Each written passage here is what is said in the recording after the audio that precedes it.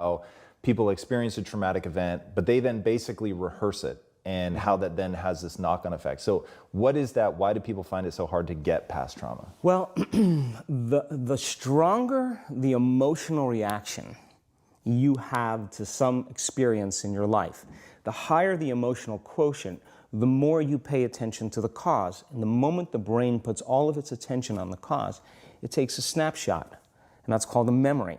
So long-term memories are created from very highly emotional experiences. So what happens then is that people think neurologically within the circuitry of that experience, and they feel chemically within the boundaries of those emotions. And so when you have an emotional reaction to someone or something, most people think that they can't control their emotional reaction.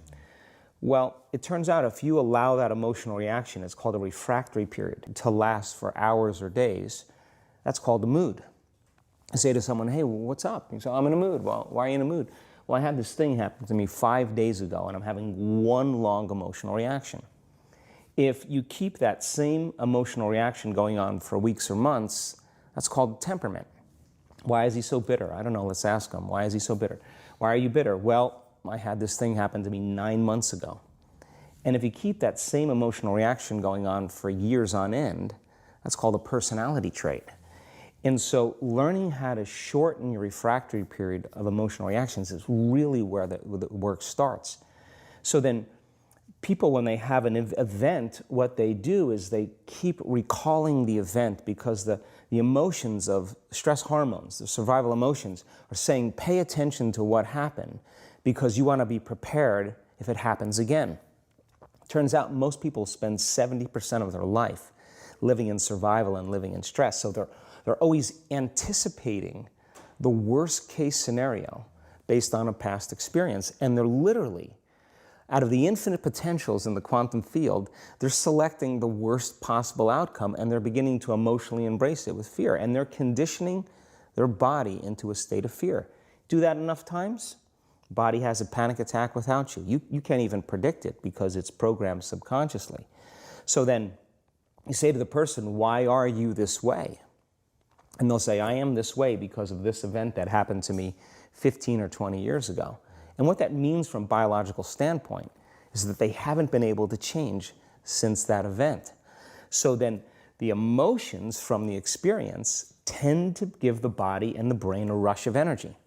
So people become addicted to the rush of those emotions, and they use the problems and conditions in their life to reaffirm their limitation, so at least they can feel something.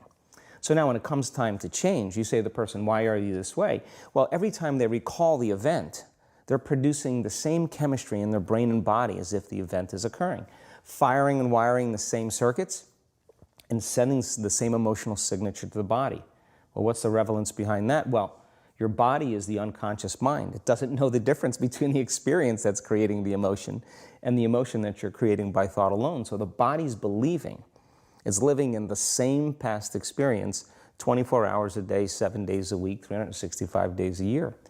And so then when those emotions influence certain thoughts, and they do, and then those thoughts create the same emotions, and those same emotions influence the same thoughts, now the entire person's state of being is in the past. So then the hardest part about change is not making the same choices you did the day before, period. And the moment you decide to make a different choice, get ready because it's going to feel uncomfortable. It's going to feel unfamiliar. There's going to be some uncertainty. Why does it